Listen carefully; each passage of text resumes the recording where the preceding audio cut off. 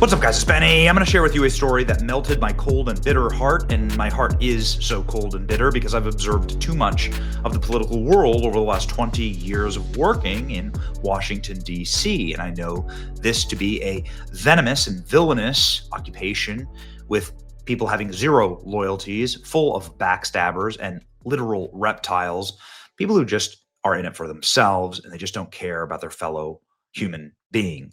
And there's a wonderful human being named Scott Adams, who's a really good person. He's the legendary creator of the Dilbert cartoon. He's world famous for that, and he's somebody who announced that he himself is suffering from terminal prostate cancer. Actually, he announced this the same day that Joe Biden announced that he was suffering from terminal prostate cancer. And then he posted an alarming update today. This was a few months ago. Scott Adams posting today something that shocked, frankly, the entire internet. On Monday, I will ask President Trump via X to save my life. He offered to help me if I needed it, and I need it. As many of you know, I have metastasized prostate cancer. My healthcare provider, Kaiser of Northern California, has approved my application to receive a new FDA drug called Pluvenco, but they have dropped the ball in scheduling a brief IV to administer it, and I can't seem to fix that. I am declining fast. I will ask President Trump if he can get Kaiser of Northern California to respond and schedule it for Monday. That will give me a fighting chance to stick around on this planet a little bit longer.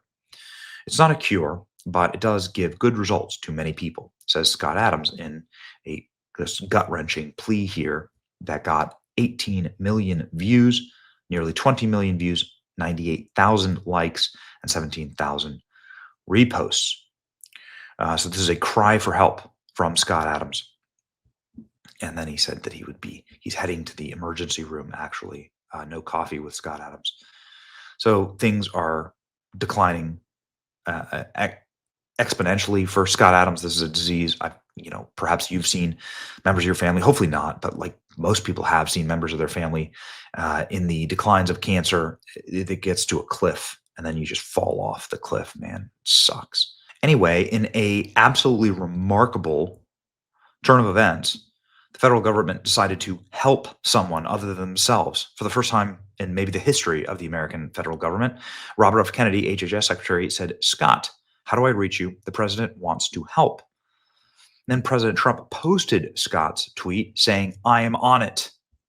He said this on Truth Social, saying, "I am on it." Dan Scavino saying, "No need to wait until Monday. Donald Trump, Robert Kennedy, and Dr. Oz are all tracking now, Scott." So they've all jumped in to assist Scott Adams in saving his life. What a wonderful piece of news. Trump administration responds to Dilbert creator's plea to save my life by expediting cancer treatment.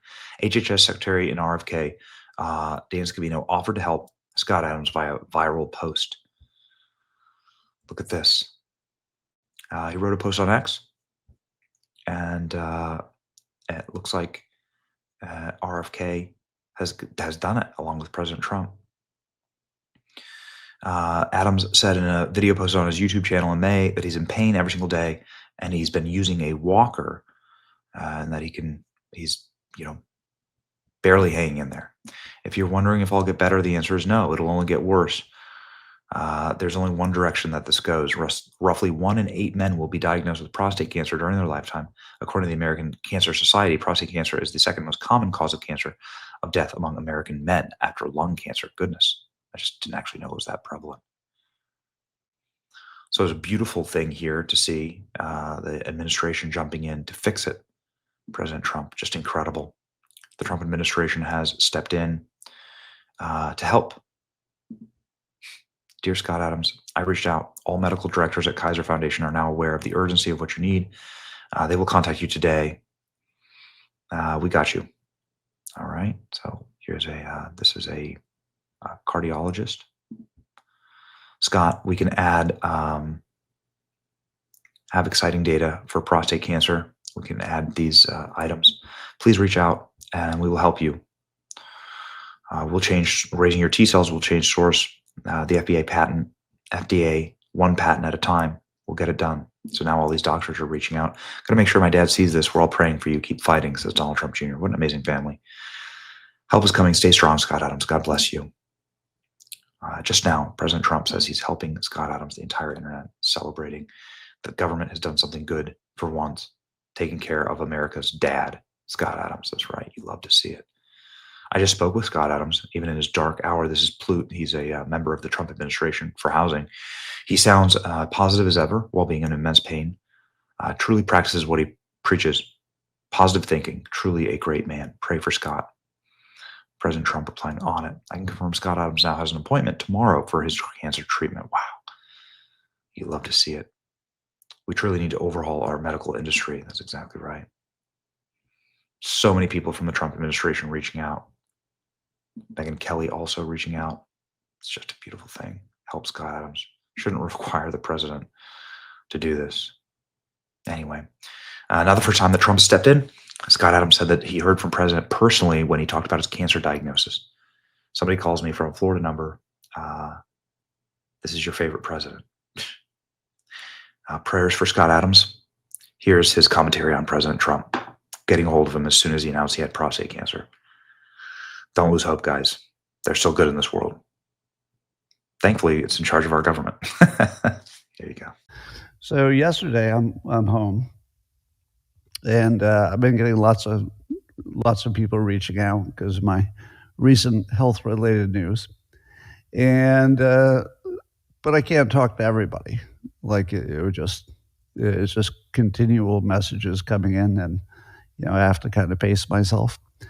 So I see a phone number coming in. Somebody's calling me from some number I don't recognize, something in Florida, and I sent it to voicemail.